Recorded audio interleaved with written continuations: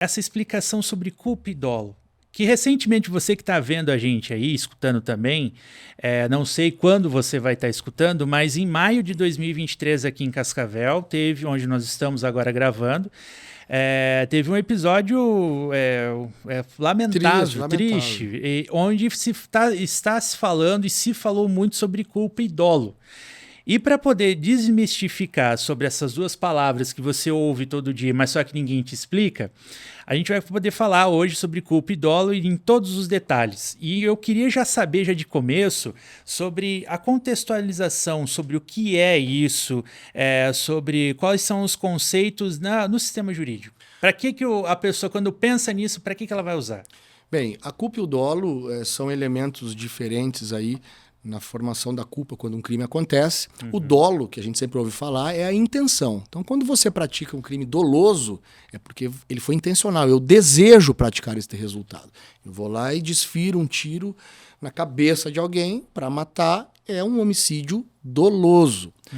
E a culpa é quando eu não quero o resultado. Porque as pessoas muitas vezes confundem o termo prosaico, o termo normal da palavra culpa, né? Teve culpa, mas se ele atirou na cabeça do indivíduo, ele teve culpa. Não, ele teve dolo. É que a culpa, pro direito penal, ela trata de negligência, imperícia ou imprudência. Ou seja, o indivíduo não quis produzir o resultado, mas ele incorre em um desses chamados elementos subjetivos da culpa, né? Que é a imprudência, a negligência ou a imperícia.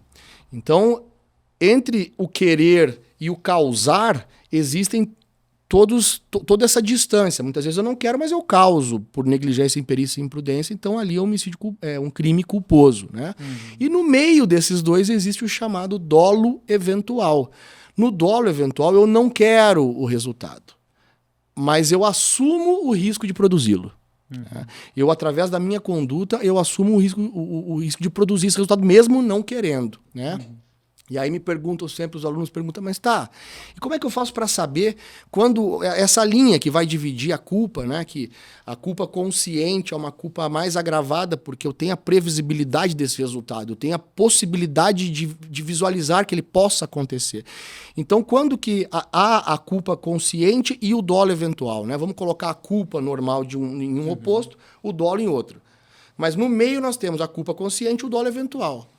Eu dou um seguinte exemplo. Se você pega um carro a 150 por hora, numa rua deserta da cidade, num horário que não passa carro nenhum, eu estou sendo imprudente de andar numa rua